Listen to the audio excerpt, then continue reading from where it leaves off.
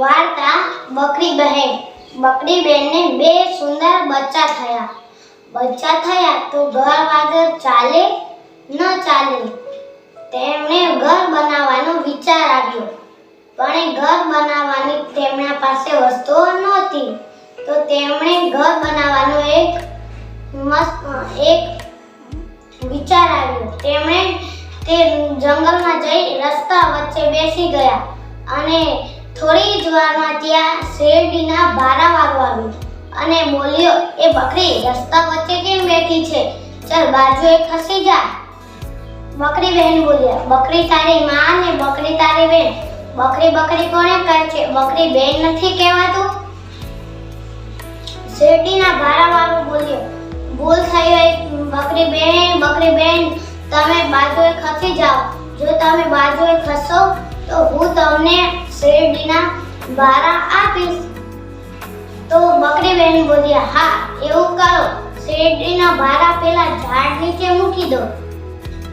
તેને શેરડીના ભારા ત્યાં મૂકી તે પણ ચાલ્યો ગયો. બકરી બેન ફરી પાછા રસ્તા વચ્ચે બેસી ગયા.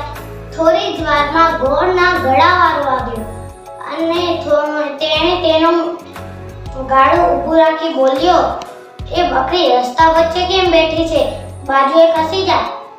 બકરી બહેન બોલ્યો, બકરી તારી માં ને બકરી તારી બેન. બકરી બકરી કોને કહે છે?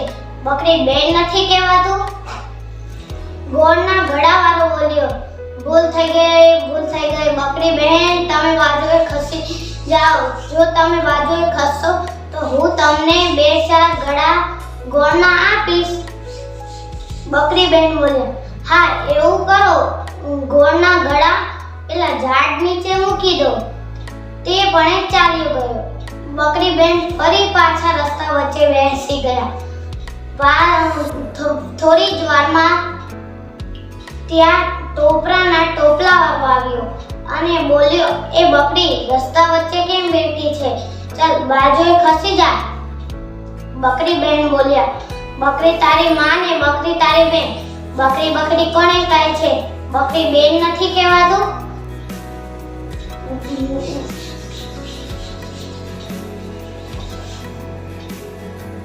ટોપરાના ટોપલાવાળો બોલ્યો, ભૂલ થઈ ગઈ. બકરી બહેન, તમે બાજુએ ખસો. જો તમે બાજુએ ખસશો તો હું તમને 2-4 ટોપરાના આપીશ. બકરી બહેન બોલ્યા, હા એવું કરો. ટોપરાના ટોપલા પેલા ઝાડ નીચે મૂકી દો. થોડી જ વારમાં તે પણ ચાલ્યો ગયો. તે બધો સામાન ઉપયોગ કરી બકરી બહેનને એક ઘર બનાવ્યું અને બચ્ચા પાસે જઈ બોલ્યા, ગોળ કેરી પિત્તળ ડીને શેરી કેરા ડાંડા.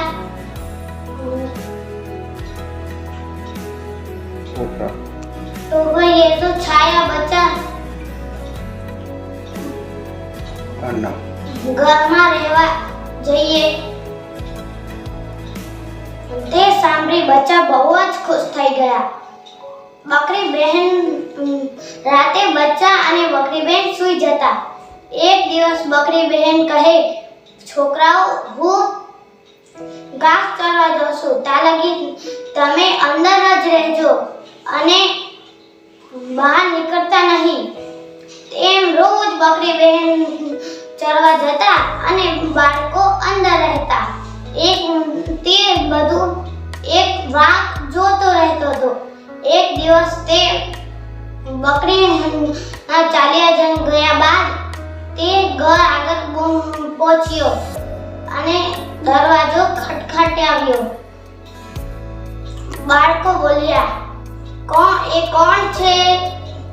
વાઘને બકરી બહેન જેવો અવાજ કાઢતા આવડે નહીં. તેણે તેનો અવાજ કાઢી લીધો. બાળકો સમજી ગયા, આ માં નથી. બાળકો બોલ્યા, તમે અમારી માં નથી. જેઓએ ચાલ્યા ગયા. વાઘ સમજી ગયો, બચ્ચા બાણું નહીં ઉગાડે એટલે તે ત્યાંથી ચાલ્યો ગયો. થોડી જ વારમાં બકરી આવી ગઈ અને બોલી, ગોળ કેરી પિત્તળ ડીને શેરી કેરા ડાંડા. ટોપરીએ જબ છાયા બચ્ચા દંબાણના ઉંગારો. તે સાંભળી બચ્ચા સમજી ગયા કે માં આવી છે.